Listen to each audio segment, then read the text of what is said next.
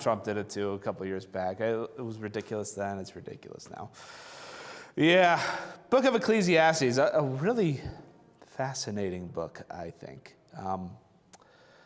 Raise your hand if you've read it the whole way through.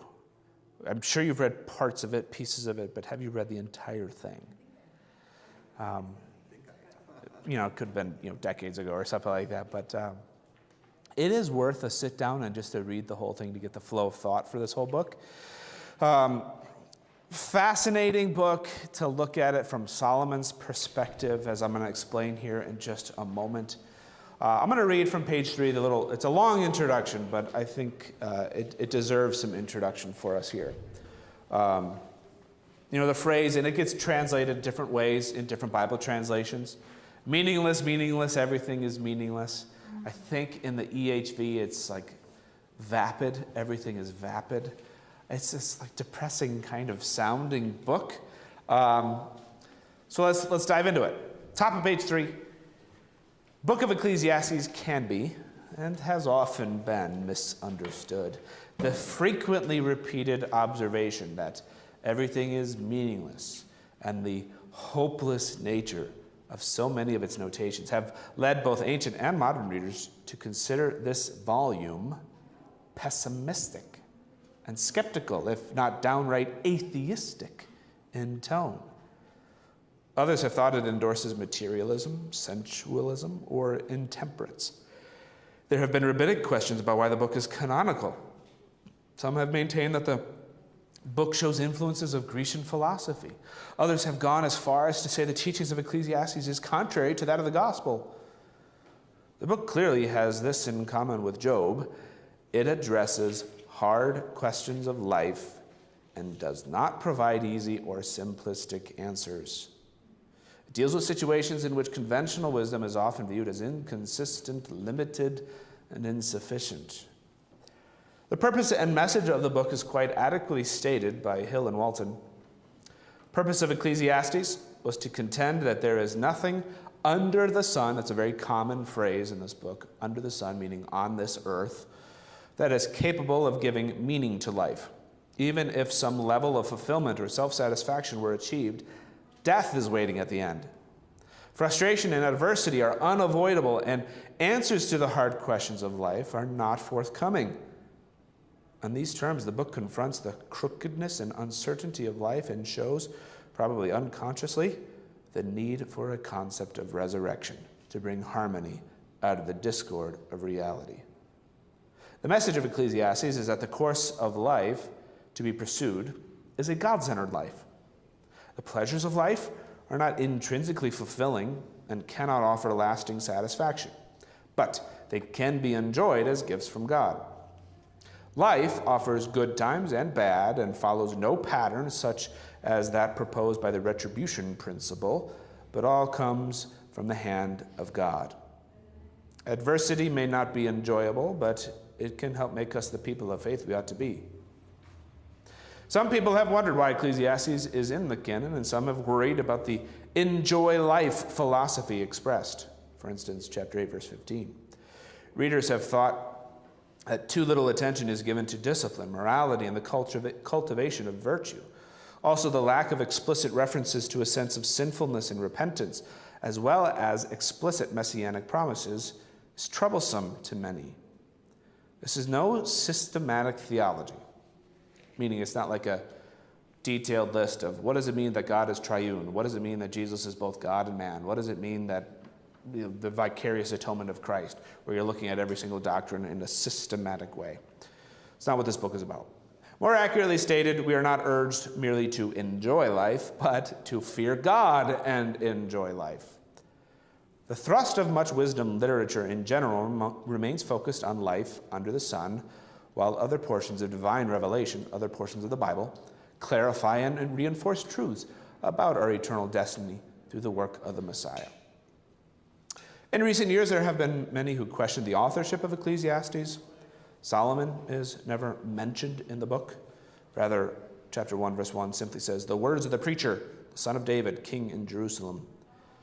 However, when you couple 1:1 with 1:16, where the incomparable wisdom of the preacher is named, and two selected verses there, where the great works of the preacher are referenced, it becomes clear that Solomon is in fact the author. I don't think that's really in that much doubt, but people do question it today. So this is how I look at the book of Ecclesiastes. And if you kind of trace Solomon's life, right? So Solomon, son of David, becomes king. He's the son of David and Bathsheba. He becomes king after kind of the civil war in Israel, where his older brother, Absalom, rebels against his father David. And then Solomon is thrust into that position, and then God blesses Israel with the most prosperous times in their history.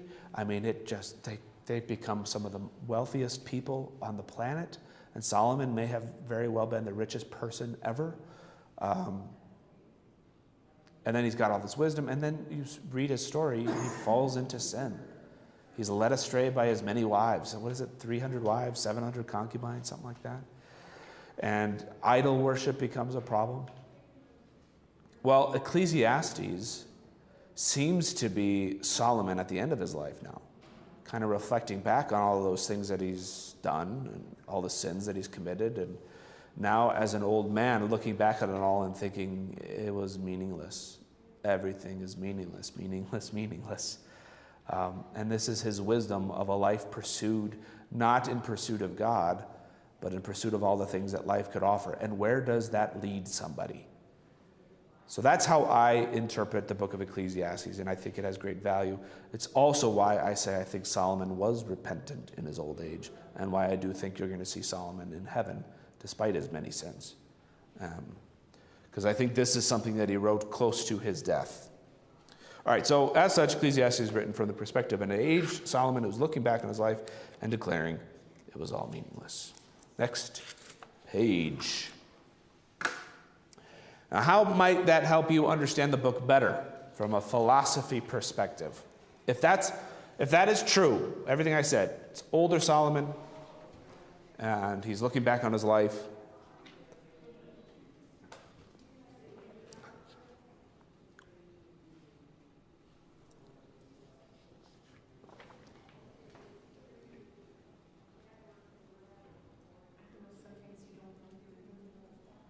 Okay, so you might,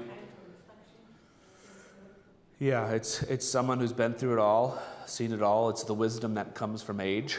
You know, we talk about Solomon being the wisest man who ever lived, but he still had things to learn. He wasn't perfect just because God granted him great wisdom. He still had things to learn from just years of experience. Yeah, I mean, can someone have a more hedonistic or pleasure-filled life?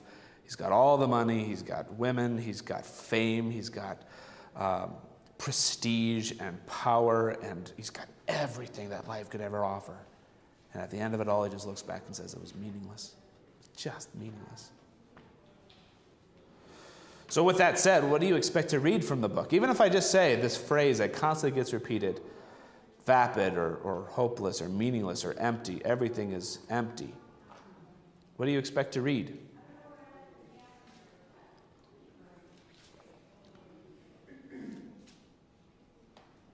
Cheerful, happy, wonderful words. The challenges that he went through and where God met him where he was at. Okay, yeah, challenges that he went through. That he might not have even viewed them as challenges. He might have viewed them as, oh, these are great. My life is awesome at the time. But it's only after the fact that he realizes, no, it wasn't.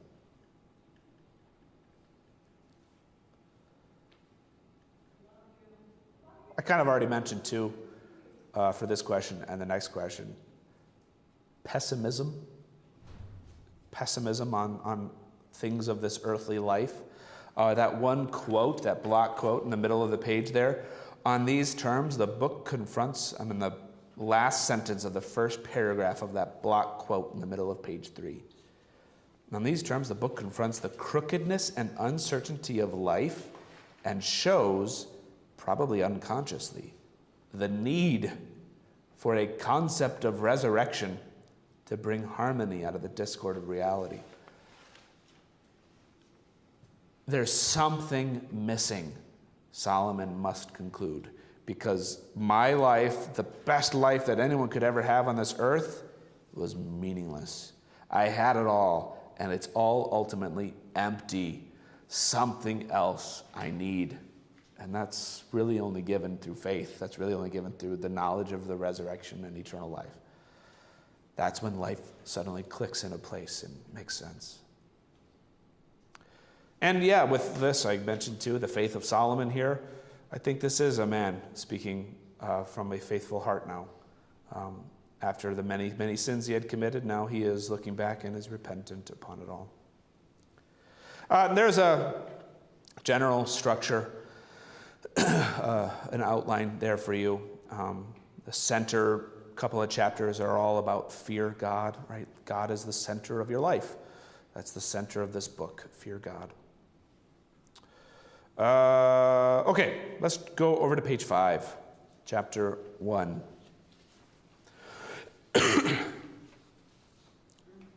Don't overthink this first question.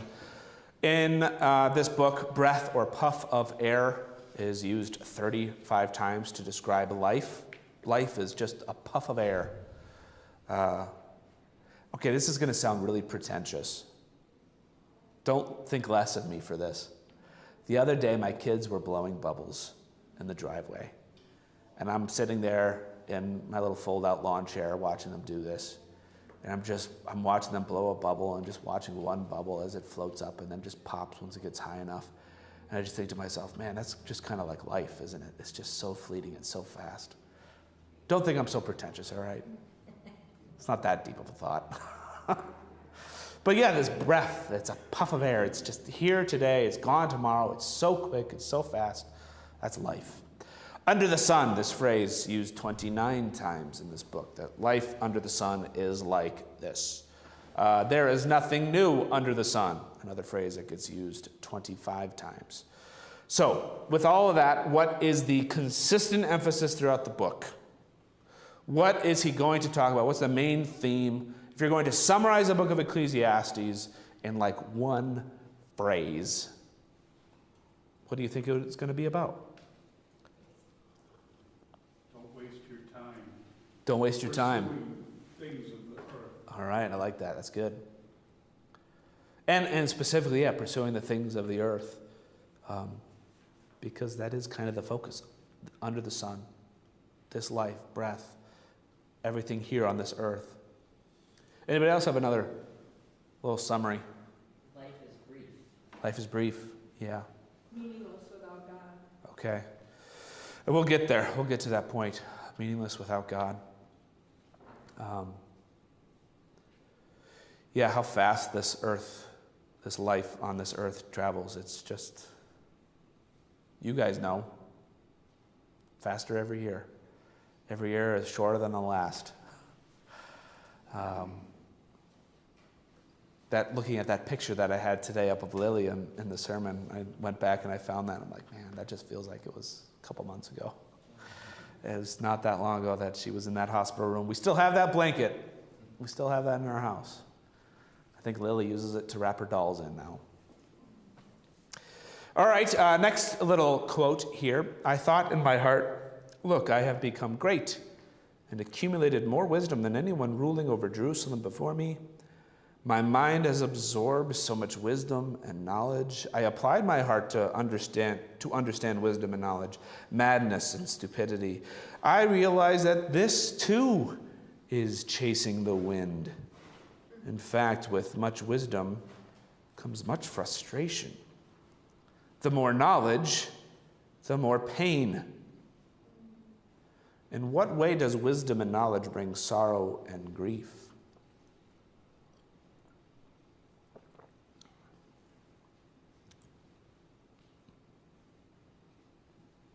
We have that phrase in English, ignorance is bliss.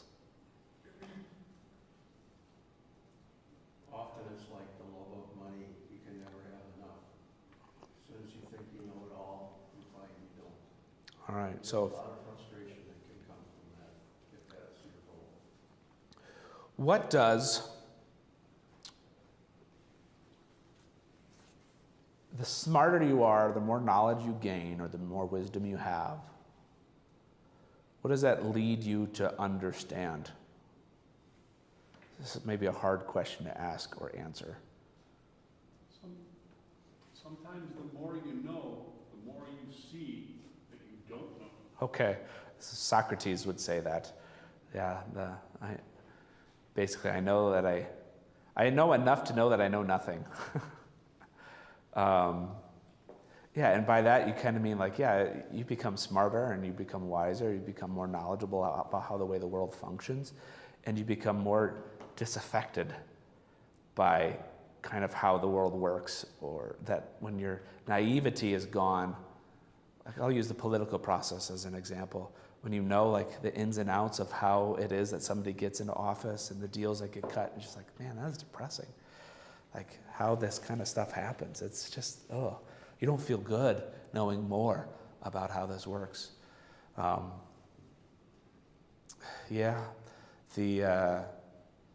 Even too, like, okay, let's say you're a physicist and you study the way that gravity works, or that, the universe is held together, and you keep learning more and more and more and more. What do you end up just discovering? You don't know enough. There's always more questions. The things you do know don't necessarily lead you to answers.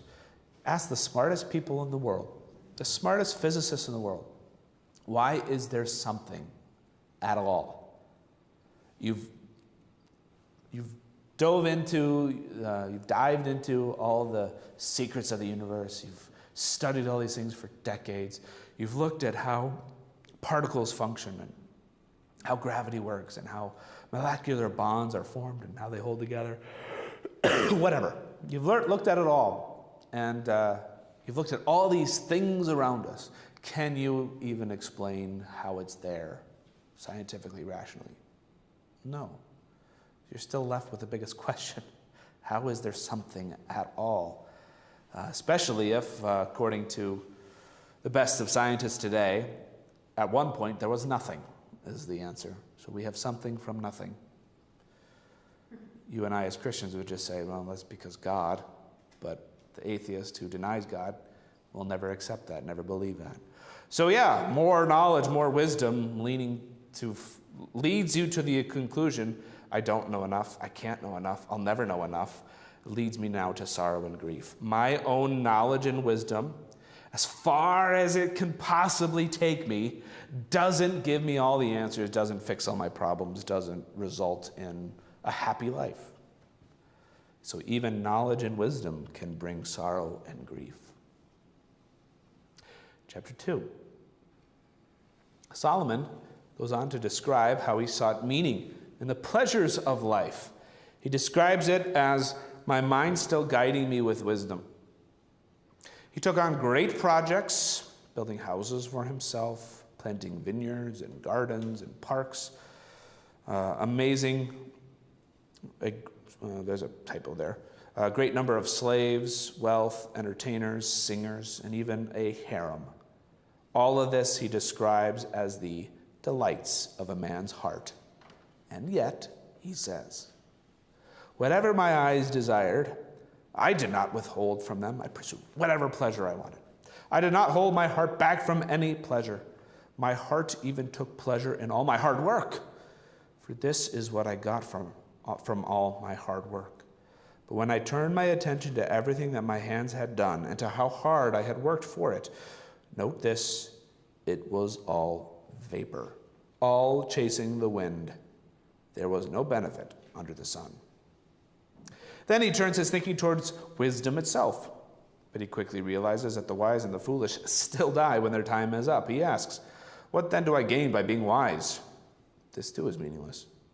Then he turns his attention to his labor and toil, but this too he finds meaningless because he will die and leave all his hard work behind for someone else to enjoy. There is nothing better for a man than to eat and to drink and to find joy in his work. This too I saw is from God's hand. For who can eat or enjoy himself apart from him? Yes, God gives wisdom, knowledge, and happiness to the man whom he considers good. But to the person who goes on sinning, God gives the task of gathering and collecting, but only so that he can give it all to a person whom God considers good.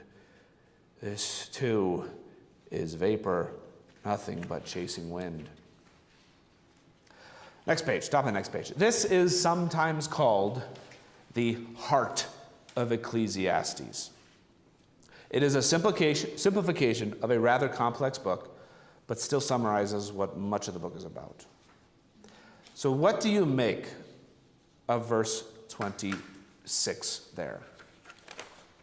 It's the last part of that paragraph on the previous page. Is this a general observation? Is this a promise? Is this an overstatement? What do you make of it? What's the point?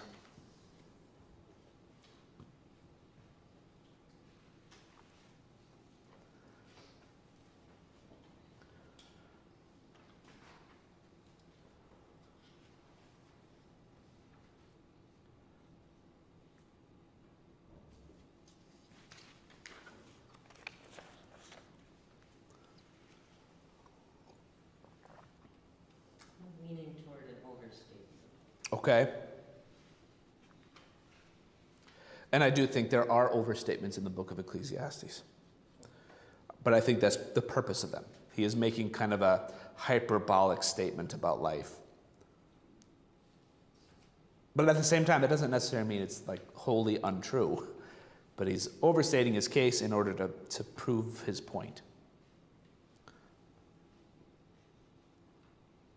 I guess what is the main thrust of that paragraph and everything that he's saying here? It's really the whole chapter, which is kind of why I had the whole flow of the chapter written out for you.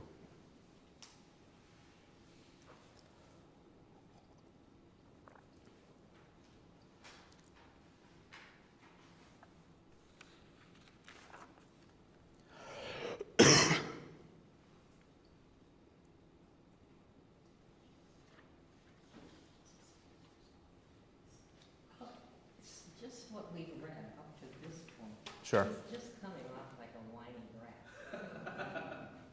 I can't get away from that thought, reading these things. Like, come on, guy. If you didn't hear it, Sue said, he's just coming off like a whiny brat. I like that. Yeah, although, I don't know how old exactly he is at this point. I don't even remember how old he lived. I'm sure I could figure that out. But let's just say he's 80. Let's just put a number on him and say he's 80 years old as he writes this. He isn't necessarily what you would call a brat anymore. But maybe in the way that he lived his life, you would say you were immature to the extreme. You acted like a teenager. How did it take you this long to come to these conclusions? Well, he lived it, he faced it, he struggled with it, and now I think he is repenting of it, and this is his confession on the paper. That even the money, the wealth that he accumulated, the hard work that in the projects, he created the temple, right? He was the one who built the temple. He was the one who finished all sorts of building projects all around Israel. Lots and lots of building projects. Taxed the people pretty heavily in order to do all that, but I mean, it was the most prosperous time in Israel's history. By far. Not even close. I don't know what you would say as far as like maybe it's the Reagan era, something like that of Israel's history, where it's just everybody's wealthy, everybody's rich, everybody is improving their lives right now under Solomon's reign. And now he's kind of saying, okay, you can have it all, but at the end of it all, you're just going to end up giving it to somebody else. Anything you gather and collect in this life, you don't get to hold on to it. We often say something like, you don't get to take one coin into heaven, or naked you came into this world, naked you're going to go out of this world. Similar thought. That's what he's saying here. Or compare what Luther says. The pious possess all because they enjoy what they have. The impious do not possess it, even if they have it. I like this quote. What's Luther saying?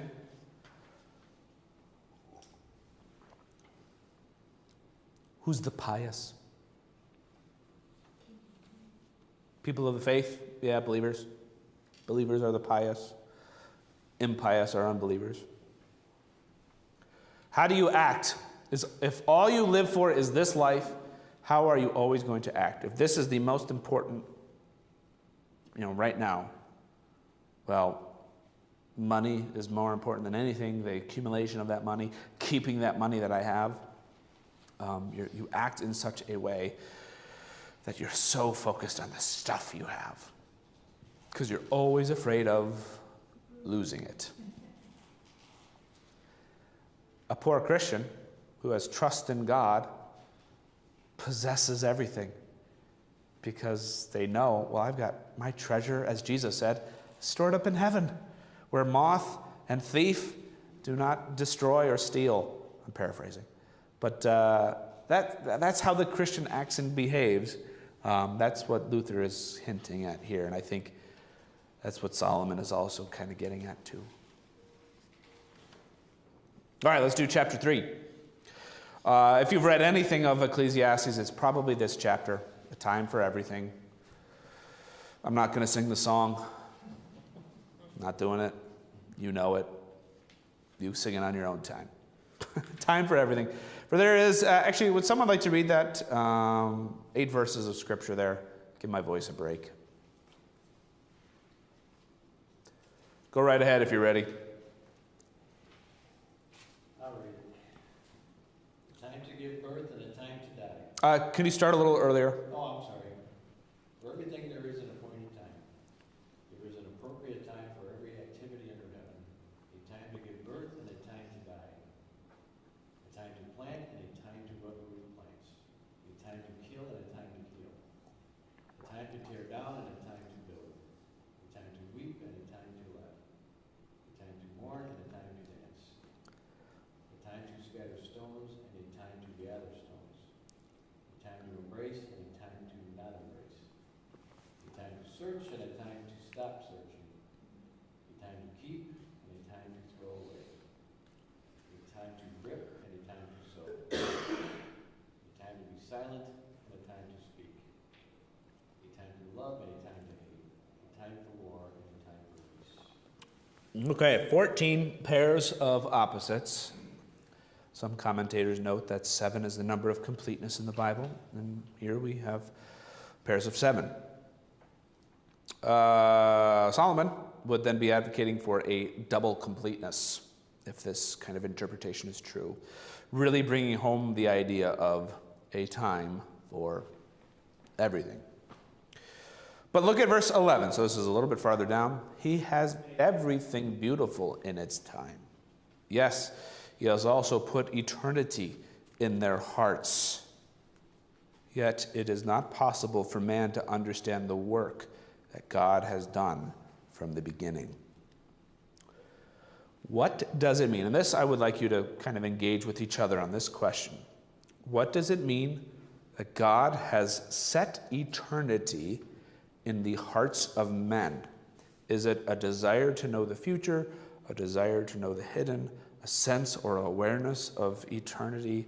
Is it the meaning of it all? What do you think? These are just ideas for you to kind of engage with. What does it mean to say that God has set into the hearts of men eternity? So with someone around you, 2 or 3 people or so, see if you can come up with a good answer to this question.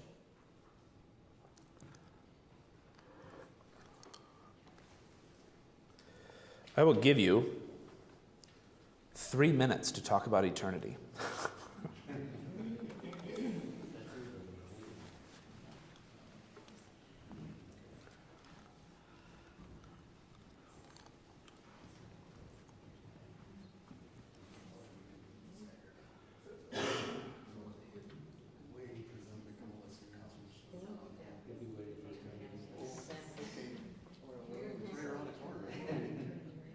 Because if they did, they wouldn't have been.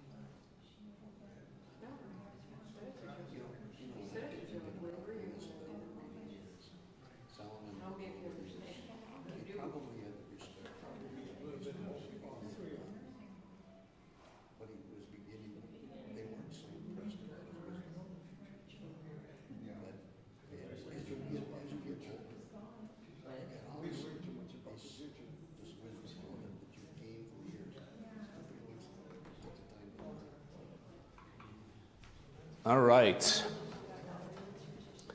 God has set into the hearts of men eternity. God has set eternity into the hearts of men. What does that mean? Who among you is wise? All your hands should shoot up at. Like, yeah, me. In some way, we all are. Fear of the Lord is the beginning of wisdom. Did anybody come up with an answer like, I'm kind of satisfied with this, or I'm lost? Shirley, you're getting the finger pointed at you right now. You got a good answer? Well, I was thinking that Solomon, from the time he was born, had some idea of the breath of life. He knew God had given it to him, and obviously he lived his life to the fullest. Yeah. But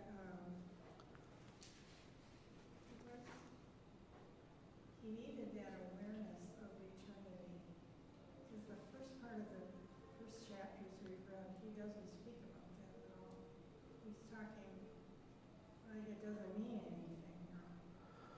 I will say, it says like, he doesn't say God has put eternity into my heart, but he's put eternity in the hearts of men. Like, all mankind has this concept of the eternal, which is a very big blanket statement to apply that to everybody. And I do think that plays out. Like, you can see this, how do I want to phrase it? Why is it that in religions, basically all religions, there is a concept of the eternal? I'm talking about non-Christian religions, whether that's an afterlife or a reincarnation or reaching nirvana. There's always this kind of mentality of eternal. It's strange when you think about it that human beings would naturally come to this conclusion or try to incorporate that into their theologies, these other different religions, that we have this life here and now, but there's also something more. Do you get what I'm saying? Like, why would religions across the world do that? Well, Solomon says he has put eternity in the hearts of men, that there's this natural understanding of more. Get what yeah, go ahead. And what I heard from what Shirley was sharing was that, in other words, like making an if-then statement, like if all these things are true, in other words, there's a time for this, thus, and so, then where's my hope?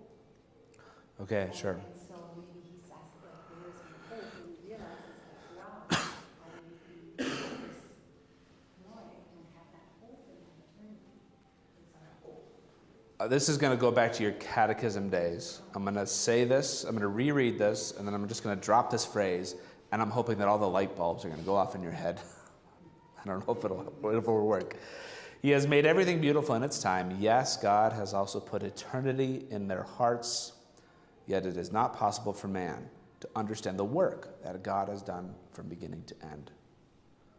The natural knowledge of God. Remember that phrase from catechism days? That how God has instilled in us a natural knowledge of him, whether by looking out at creation and thinking to ourselves, something must have put all this here, or looking inwardly at our consciences and recognizing the innate sense of right and wrong that each human being is born with. That's the natural knowledge of God. It takes you to a certain point, but it is not possible for you to understand everything that God has ever done from beginning to end. That takes the revealed knowledge. That's the Bible. Natural knowledge of God, revealed knowledge. What he's talking about here, I think, is, and this is one of the things that I think highlights this book, how far can the natural knowledge of God take someone? Like, when you really dig into it and apply the best of human wisdom, how far can that get you? It can lead you to understand, yes, I have a creator. I have a creator who must be just because I understand right and wrong behavior to a degree. I can pursue all the many wonderful things that this life could possibly offer me. I can have it to the extreme, and I would still come to the conclusion that it's not enough, that I'm still lacking something, because there is also this innate sense of eternity, something more than just this life. And I'm lacking something. That's what this book is exploring, is how far can the natural knowledge or how far can human wisdom take you? And it'll lead you to search for God, ultimately. That's where it'll lead you, but it cannot necessarily make you find him. That takes something else, the message of Christ. More on this thought as we get to the end of the book as well. It's 11:05. Last thoughts on this chapter. Where have you most often heard these verses, by the way?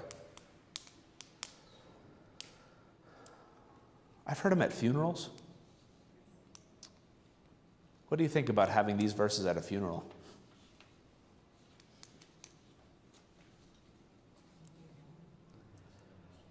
I don't know, it wouldn't be my choice. This book is too pessimistic for me. But I don't know, for some reason people say that this is like comforting. I've never found comfort in these verses from Ecclesiastes chapter 3. It's more just like showing like what we have is not enough. We need something more. Anybody else comments on Ecclesiastes chapter 3? I'm going to get back to what we before. She was just went out of my mind. Atheists Yeah. fully believe, don't they, that there is nothing after this life? Correct. So do they really have that thing? Yeah. Yes. Now, I'll do a follow-up question with that. Because the atheist who is so adamant that this is just this life and nothing more, why is it that they are so adamant and so often vitriolic against Christians who say that there is? I think if you ever get into a conversation with atheists, and I have, either they'll outright laugh at you or get angry with you. Very strong emotions, one way or the other, when it comes to talking with someone who is religious, in my case, a Christian. Why? If it's nothing, why do you care? Why does it matter to you? I always find that the strong emotions belie something else that is going on in their heart, that there is a fear that actually is underlining their belief system. And they're adamant in saying it can't exist because I don't want it to exist. I'm afraid if it does exist. I find that to be very much true. But it takes some digging to get to that point, and usually by that time they don't want anything to do with me or don't want to talk to me anymore. I've only had a very limited number of conversations with atheists. Staunchly adamant atheists. Agnostics are another story, but with atheists, I think it is a belief system, first and foremost. So just like we are all born with some sense of right or wrong, we are all also born with this. I think it's part of the natural knowledge of God, is to say, like, there is more to this life than what I can just see. I think that's played out by looking at the world's religions. I think that's played out even in atheist behaviors and things like that, where the emotions are very, very strong. And I listen to Richard Dawkins sometime, and when he talks about God, it's fascinating to hear how animated, and see how animated he gets when the subject comes up. He was on Piers Morgan a couple weeks ago. He was on it twice, and the story came out that he told Piers Morgan beforehand that he was not allowed to ask certain questions, including like, well, what happened before there was the Big Bang? He just said, I don't want to even engage in that, so don't ask me about that. It was like, and then it came up anyway, and he was angry. He was really, really angry that it came up. I don't know. I enjoy watching those debates between Christians and atheists online. I think they're fascinating to listen to those things. John Lennox is a really great guy to listen to on the debate stage. He's a Christian, debates atheists quite a bit. Who's another one that I would point to? There's a YouTube channel called Pints with Aquinas that is interesting. There's another one called Daily Dose of Wisdom. And oftentimes we'll just show snippets of these debates between Christians and atheists, and fascinating topic. Doesn't it make you angry though? I can watch a little bit of that or listen to it. I view it as informative, I guess.